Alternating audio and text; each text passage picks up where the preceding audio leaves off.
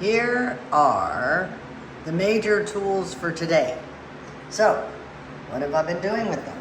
Oh, making lines. They've got lines over here.